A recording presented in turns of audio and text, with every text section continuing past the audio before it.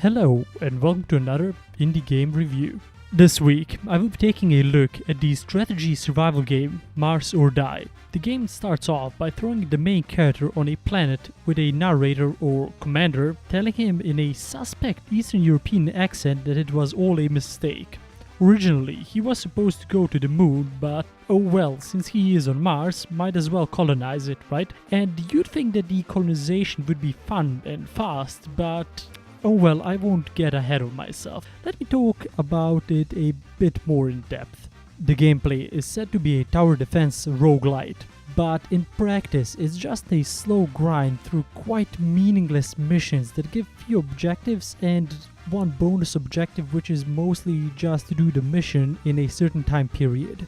And I honestly don't mind that. When I play indie games, I usually want at least one thing to sell it, either the gameplay or the story. But in this case, both of the things kind of flop. The story is, well, a side thing that is there to drive the gameplay and make reasons for going from stage to stage. And it tries to be a comedy game too, which works for me a bit, at least at the start. I found the characters and the Eastern European accent quite funny at first, then it just started being repetitive and boring. On the other hand, the character design is cutesy but minimalistic and the map variety is quite low, which is okay I guess considering that the game is set on Mars. But things aren't much rosier from the gameplay side. At first everything seemed good. I put up mining stations, I built turrets to defend myself, everything was going well.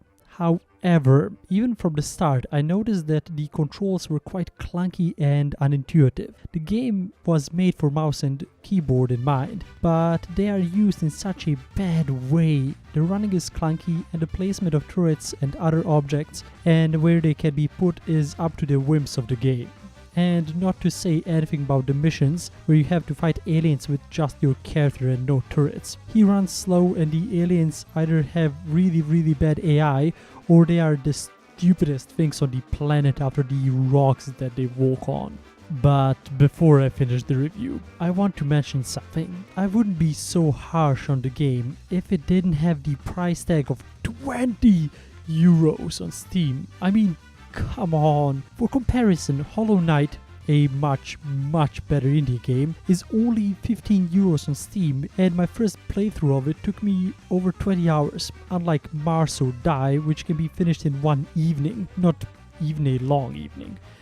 If it was a free game, or at least any appropriately priced game to the content and quality that it has to offer, I might even have recommended it to help its maker and motivate him to work more on it. But the way it is currently, it just seems kind of greedy. But of course, that is just my opinion. So, to wrap this all up, if you are still interested in the game after all of this, you should check it out for yourself. But I'd recommend skipping it and trying some of the other indie games that I reviewed in the past months. And I would appreciate it if you liked or shared my video. It helps a lot. And of course, subscribe if you want to see more of these. And as always, goodbye and thanks for listening.